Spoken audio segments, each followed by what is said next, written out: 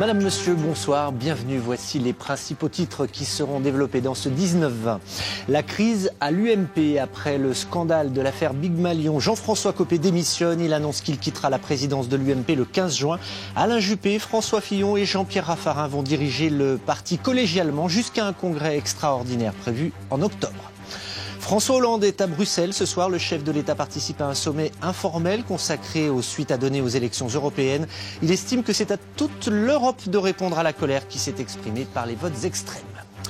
De politique, il sera également question dans votre édition régionale. Ce matin, le tribunal administratif de Dijon a annulé les élections municipales de Clamecy, où Claudine Boisorieux a été élue avec une seule voix d'avance. La maire d'Hiver-Gauche a décidé de faire appel. Et puis la radiation d'une psychologue dijonnaise. Elle aurait falsifié ses diplômes. L'université de Bourgogne porte plainte. Dans ce journal, Laurence Torini dément toutes les accusations. L'édition régionale, c'est tout de suite et je vous passe le relais. Emmanuel Pinsonneau, bonsoir. Merci, bonsoir Eric, bonsoir à tous. 2014, année électorale, il y a eu les municipales, dimanche dernier les européennes et pour certains, ça n'est peut-être pas encore terminé. Le tribunal administratif de Dijon vient d'annuler les élections municipales de Clamecy dans la Nièvre. Plusieurs recours avaient été déposés, des accusations de falsification de résultats avaient notamment été lancées. Basis Djaouti, Daniel Vaccin. Au travail, à son bureau, les affaires continuent pour Madame le maire de Clamecy. L'élu d'Hiver-Gauche vient pourtant d'apprendre que les dernières élections municipales ont été annulées. Claudine Boisorieux en prend bien acte, mais pour elle, la justice lui donne raison. Il n'y a pas eu de fraude lors du dernier scrutin. Les élections sont annulées, ça peut arriver, mais je tenais vraiment très profondément à ce que soit reconnue ma bonne foi, mon honnêteté et le fait que s'il y a eu erreur de comptage, c'est erreur de comptage, mais pas frauduleuse. Élue grâce à une voix d'avance, cette ancienne militante PS venait d'entamer son deuxième mandat à la tête de la commune. Mais voilà, plusieurs recours déposés depuis pour irrégularité ont abouti. En cause, des urnes non scellées ou encore un problème de décompte des bulletins. Résultat, les élections sont annulées. Battu d'une seule voix, Claude Carvoyeur, candidat PS aux dernières élections municipales contre Claudine Boisorieux, est l'un de ceux qui a saisi la justice. Nous savons maintenant, et je pense que la population sait les méthodes employées pour gagner par certains, et nous avons toujours, nous, de notre côté, respecté tout le code électoral. Nous avons toujours essayé de faire au mieux, en suivant surtout une certaine éthique dans notre pratique. Madame le maire a un mois pour faire appel devant le Conseil d'État, mais l'appel ne serait pas suspensif. La préfecture pourrait donc organiser de nouvelles élections municipales dans les 3 prochains mois. Et d'ici là, une délégation spéciale pourrait être mise en place à Clamecy pour gérer les affaires de la commune. Et la maire sortante de Clamecy a effectivement décidé de faire appel. La psychologue avait-elle falsifié ses diplômes, récemment radiés par le ministère des Transports auquel elle était rattachée? Elle fait aussi l'objet d'une plainte de l'université de Bourgogne pour faux et usage de faux. Une affaire compliquée sur fond de conflits d'ordre personnel. Alors pour y voir plus clair, Pauline Ringenbach et Romalie Bose ont rencontré la première concernée. Elle se défend de toute démarche illégale. Reportage. Laurence a été radiée le 29 avril dernier. Elle était agréée en tant que psychologue par le ministère des Transports. Aujourd'hui, elle est accusée d'avoir fourni à l'administration un faux diplôme de psychologue pour renouveler cet agrément, ce qu'elle nie totalement en mettant en cause son ex-mari. Ils ont reçu mon ex-mari, parce que malheureusement on parle bien d'une affaire personnelle à la base, plusieurs fois au sein du ministère. On imagine, encore une fois, c'est encore du conditionnel, qu'à ce moment-là des documents leur ont été donnés et que la pression a été mise pour les faire authentifier. Je vous regarde droit dans les yeux. Non, je n'ai jamais fait ni fourni de faux diplôme. Cette fameuse attestation de diplôme a été vérifiée et c'est bien un faux, selon ce courrier envoyé en mars dernier par l'université de Bourgogne. Pascal, l'ex-mari de Laurence, de son côté, se défend lui aussi de toute manipulation et production ou usage de faux. Qu'est-ce que vous voulez dire quand vous êtes accusé de quelque chose que vous n'avez pas fait ? C'est très compliqué. Malheureusement, je pense qu'au moment où elle dit que je fais ces choses-là, je ne suis pas avec elle, voire plus avec elle. Donc à partir de là, je ne vois pas comment j'aurais pu faire les choses. Le cabinet de Laurence a effectué une 50aine d'expertises psychologiques pour les conducteurs de fret, et ce depuis décembre 2011, date à laquelle le ministère lui a donné l'agrément à titre exceptionnel. Son expérience aurait suffi et aucun diplôme ne lui aurait été demandé. Alors qui a produit ces documents? L'enquête du parquet de Dijon devra le déterminer car l'université a déposé plainte. De toute façon, falsifier un diplôme, c'est risqué, ça se sait toujours. On ne peut pas impunément trafiquer des documents et ensuite les utiliser pour avoir des compétences professionnelles qui ne sont pas la réalité. Et les poursuites sont systématiquement engagées contre les personnes qui falsifient des diplômes et qui les utilisent. La peine encourue pour faux et usage de faux est de 5 ans de prison et 45 000 € d'amende. Il y en a eu un en Italie, il y aura probablement un procès pénal de l'amiante en France. Certains industriels devront alors répondre de la mise en danger de la vie des salariés. De tous les dossiers en cours d'instruction, c'est celui d'Eternit qui semble le plus avancé. À Paray-le-Monial, où les victimes de l'amiante sont nombreuses, la perspective d'un procès pénal soulage. Reportage de Michel Gillot et Romy Wachuk. Dans le local du Caper, un drapeau italien, Eternit Justitia. Ce slogan sera-t-il bientôt traduit en français sur un drapeau bleu, blanc, rouge? Retour en arrière. En décembre 2009, le premier procès pénal de l'amiante s'ouvre à Turin. On y juge de hauts responsables du groupe Eternit accusés de désastres sanitaires. Pour les victimes françaises de l'amiante présentes ce jour-là, le procès italien suscite l'espoir. Aujourd'hui, c'est le début et on espère qu'en France, ça se passera bientôt comme ça. Un peu plus tôt en France, la juge Berthella Geffroy avait procédé à des mises en examen, dont celle de Joseph Cuvelier, dirigeant d'Eternit de 71 à 94. Il savait tout des dangers de l'amiante. À Vitry-en-Charolais, les morts par mésothélium se comptent par dizaines. Mais très vite, les obstacles se multiplient. En 2011, on doute sérieusement qu'un procès pénal puisse avoir lieu en France. C'était par définition une procédure difficile, rendue plus difficile encore par la passivité du procureur de la République. Il y a maintenant des obstacles supplémentaires, semble-t-il. Les mises en examen furent en effet annulées. Mais voici quelques mois, à l'issue d'un marathon judiciaire, la Cour de cassation a tranché et les a rétablis définitivement. Aujourd'hui, l'instruction avance et les juges qui ont remplacé Mme Berthella Geffroy enchaînent les auditions dans le dossier Eternit. Les 3 juges d'instruction ont travaillé personnellement mieux que je ne pensais pas. Moi, je pensais qu'ils allaient tout reprendre à zéro et que ça allait encore repartir pour des années et des années. Bon, apparemment, c'est bien parti, quoi, puisque 2015, ça devait être bon. Soit 19 ans après les premières plaintes. Ce procès, beaucoup de victimes ne le verront pas. Alors effectivement, Eric, beaucoup de salariés sont déjà décédés victimes de l'amiante. Oui, pour le seul site de Vitry en Charolais, on dénombre alors qu'il est pas moins de 130 morts. Et malheureusement, l'amiante continuera à faire des victimes. En effet, l'usine de Vitry a été créée en 1941 et au total, plus de 5500 personnes y ont travaillé. À son apogée, en 1970, elle comptait près de 1200 salariés qui ont fabriqué cette année-là 180 000 tonnes de produits en amiante-ciment. L'activité cesse le 31 décembre 1996, au moment où entre en vigueur l'interdiction de l'amiante en France. En 1997, le 18 décembre, Eternit est condamné pour faute inexcusable après la plainte d'un salarié de Vitry. C'est une première qui sera suivie de beaucoup d'autres. Eternit sera condamné 320 fois pour le même motif. Enfin, dernier appel, en Italie, une peine de 18 ans de prison ferme est prononcée en 2013 pour catastrophe sanitaire et environnementale permanente. À Auxerre, 5 ans après avoir été licenciés, 45 des 314 anciens salariés de Fulmen étaient devant le Conseil des prud'hommes aujourd'hui. Ils demandent des dommages et intérêts à leur ancien employeur. L'entreprise n'aurait pas respecté les engagements du plan social. Il prévoyait notamment 2 offres de reclassement ou d'emploi pour les personnels. Les 45 plaignants n'en auraient pas bénéficié. Nathalie Baffer, Claude Eudes. Janvier 2009, le fabricant de batteries Excite Technologies annonce la fermeture de l'usine d'Auxerre. C'est le choc, 314 salariés se retrouvent sur le carreau. L'employeur s'engage alors à proposer au moins 2 offres de reclassement à chacun dans le cadre du plan de sauvegarde de l'emploi. 5 ans plus tard, aucune donnée n'est disponible sur le nombre d'ex-salariés qui ont retrouvé un emploi, mais 45 d'entre eux demandent toujours des comptes à leur ex-employeur devant la justice. À l'heure actuelle, je suis en fin de droit. Je suis en fin de droit et je suis à la charge, je m'occupe de mes parents. Donc je suis un peu dans une situation très délicate. On m'a jamais proposé un rendez-vous avec un employeur pour un boulot, tout simplement, quoi. D'autres ont retrouvé un emploi, mais pas par le biais de la cellule de reclassement.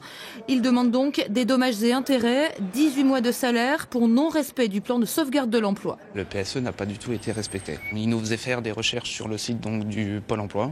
Et puis si on voyait une annonce, donc, on la sortait et puis on disait qu'on voulait postuler à tel poste. Excite Technologies considère elle qu'elle a rempli ses obligations et met en cause le peu d'entrain de certains salariés à vouloir se reclasser. Le PSE prévoyait qu'il y avait un certain nombre d'obligations qui pesaient aussi sur les salariés. Les obligations sont réciproques, ne sont pas que sur la société. Concrètement, c'est être présent aux entretiens pour retrouver un emploi, être présent aux formations, tout un tas d'obligations de ce type. Et les pièces qui ont été communiquées et comprises par les demandeurs montrent que ça n'a pas été le cas pour tout le monde. Il ne faut pas faire de généralisation évidemment, mais pour un certain nombre d'entre eux, c'était clairement pas le cas. Le Conseil des prud'hommes rendra sa décision le 16 septembre prochain dans un dossier qui devrait enfin clore cette longue bataille judiciaire entre Excite Technologies et ses anciens salariés. Vous restez avec nous, voici quelques-unes des informations que nous développerons dans la seconde partie de cette édition. Mais nous prendrons la direction du Limousin où se joue en ce moment même le 5e acte de la demi-finale du championnat de France de basket entre Limoges et Dijon. Le vainqueur de ce soir sera qualifié pour la finale. Nous poursuivrons notre découverte du lac Kyr à l'occasion de son demi-siècle. Nous verrons qu'il n'est pas du tout conçu comme un régulateur des crues de louche. Et puis les voix d'exception, rendez-vous à Avallon pour le 3e concours international de chant lyrique de Bourgogne.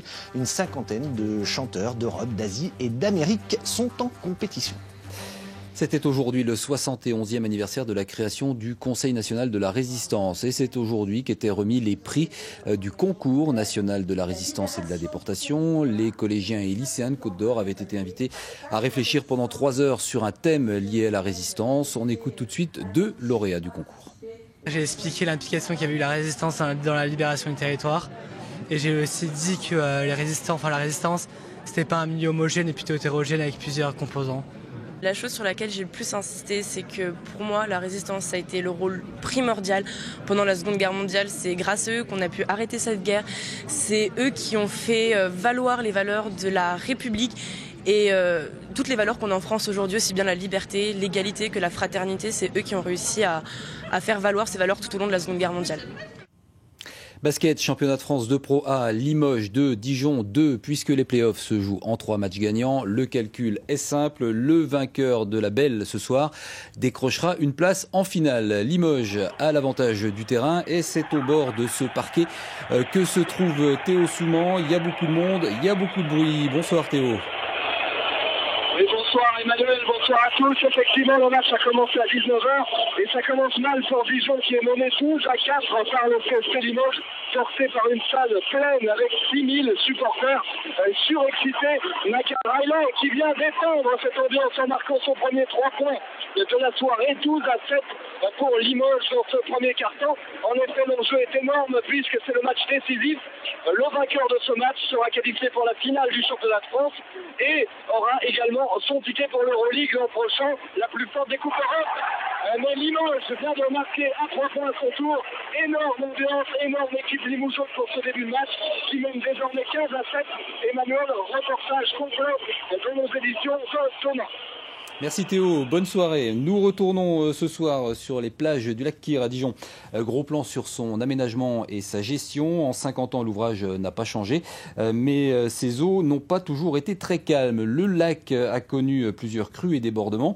Son rôle dans la gestion des inondations a vite montré ses limites. La démonstration n'est d'ailleurs pas nouvelle puisque même le chanoine Kyr en a fait l'expérience. Lise Rigier, Christophe Gaillard. C'est un joyeux bouillon et un spectacle pour les promeneurs. Chaque jour en toute saison, le barrage est en action.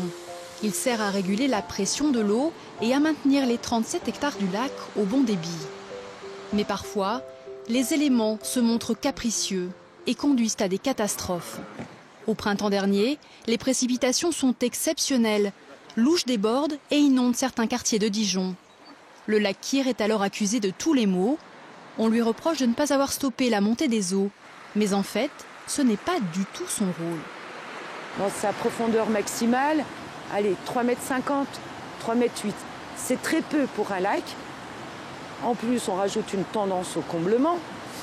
Et donc, vous avez employé la bonne image. Il faut imaginer le lac comme une baignoire. le lac fonctionne exactement pareil. Quand il y a beaucoup d'eau qui arrive par la rivière, dès qu'on a atteint la capacité de rétention du lac qui est extrêmement minime, cette eau repart automatiquement par-dessus. Quand on est face à des crues telles qu'on a connues l'année dernière, le lac n'avait aucune capacité de gérer la problématique. Il n'avait pas été conçu pour ça, de toute façon. Ce n'était pas son objectif premier. Et tous les événements qu'on a connus depuis sa mise en eau ont confirmé que le lac n'a aucun impact en matière de gestion des crues. En un demi-siècle, le lac Kyr a connu plusieurs débordements. Le plus important est celui d'octobre 1965, un an seulement après son inauguration. De fortes pluies, des nappes phréatiques saturées, tout est submergé. L'emblématique maire de Dijon va lui aussi être mise à l'épreuve.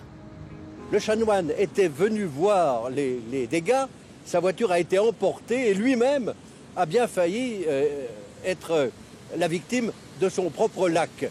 Le chanoine ne faisait jamais rien comme tout le monde. Il y avait là-haut une voie de chemin de fer qui marchait encore. Il a arrêté une locomotive, il est monté sur la locomotive, il est arrivé absolument ruisselant, la soutane ruisselant d'eau, il est arrivé en gare de Dijon. Vous imaginez le succès. L'histoire a retenu l'héroïsme du chanoine et la nature a peu à peu repris ses droits le long des berges. En amont, le flot de Louche est comme souvent paisible, car c'est bien la rivière qui alimente le lac. Donc là, vous avez l'arrivée de Louche qui prend sa source à Lusigny, qui arrive. On voit les berges qui sont artificialisées, on voit qu'il y a eu une volonté de lui dire où il fallait qu'elle aille. Et quand on se retourne, alors bon, c'est pas la bonne saison, les arbres sont très feuillus et on ne voit pas tout, mais là, c'est l'embouchure du lac. Et derrière l'île, le lac s'étend. Le lac a beaucoup évolué et d'une volonté humaine artificielle, il est devenu un biotope, il est devenu une zone de biodiversité qui fonctionne par elle-même. Des rivages tranquilles dans un environnement préservé, le lac Kyr aspire à une certaine sérénité. Les habitués ne vont pas s'en plaindre. Et on les retrouve demain. Ils viennent des États-Unis, de Corée du Sud, de Russie, de Hongrie, mais aussi de toute l'Europe. Ils sont 47 et leur point commun, c'est le chant lyrique. Un art qu'ils exercent pour les uns en amateur, pour les autres en professionnel. Et ils vont s'affronter à coups de cordes vocales pendant 5 jours à Avallon. C'est le 3e concours international de chant lyrique de Bourgogne. François-Marie Lapchine, Isabelle Rivière. C'est à l'âge de 22 ans que la Suissesse Eva Fichter a quitté le théâtre pour se consacrer au chant lyrique. Fascinée par les possibilités que peut offrir la voix, pour elle, la difficulté d'un concours, c'est de devoir tout donner en 2 fois 10 minutes. Dans un opéra, quand on monte un opéra, c'est toute une production. On fait partie d'une équipe. On a souvent travaillé 3-4 semaines. Et puis ce qui est difficile là, c'est-à-dire qu'on doit être le personnage, mais sans la mise en scène, donc ça reste restreint.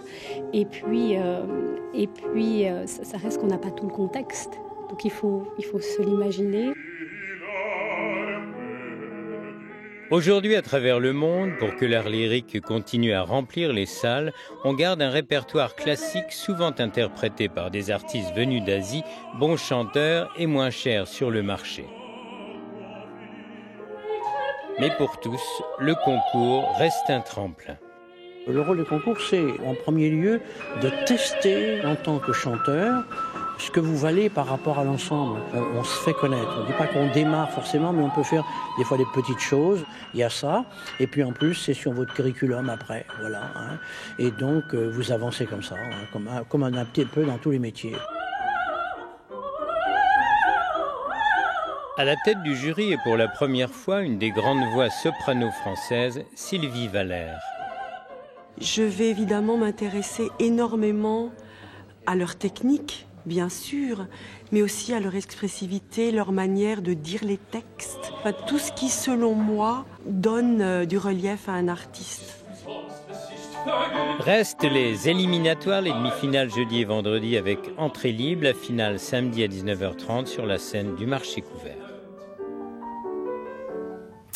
Le festival dijonnais Théâtre en mai, c'est en ce moment. Il fête son premier quart de siècle. Et il y a 25 ans, ça se passait déjà au mois de mai, le joli mois de mai. Youpi! Oui, ce festival est né effectivement il y a tout juste donc un quart de siècle, en 1989. Et dès le départ, il a défendu avant tout la création contemporaine. Retour donc à sa première édition en 89 avec ce zoom sur un spectacle autour de la folie, d'après un texte de Sophocle. Stéphane Braunschweig, jeune metteur en scène très remarqué l'an dernier avec Don Juan revient de guerre d'Orwart, revient à Dijon pour créer l'Ajax de Sophocle. Il ne s'agit pas pour lui de restituer la tragédie grecque ni d'en faire une adaptation moderne, mais de raconter une histoire, de la rendre accessible. Aïe, aïe, Ajax. Qui aurait jamais pensé que mon nom conviendrait ainsi à mes mots? J'ai plutôt essayé de reconstituer un espace mental qui serait l'espace de la folie d'Ajax. C'est une pièce qui parle vraiment de la folie, c'est-à-dire que Sophocle, avec beaucoup d'acuité, a décrit quelque chose qui est peut-être même, enfin, qui est la folie puis le retour à la lucidité. Et le fait que dans la lucidité, on souffre encore plus que dans la folie. Respecte ton père, que tu abandonneras, accablé d'une triste vieillesse. Respecte ta mère, chargée de nombreuses années, qui supplie sans relâche les dieux afin que tu reviennes sain et sauf dans la demeure. Oh roi, aie pitié aussi de ton enfant,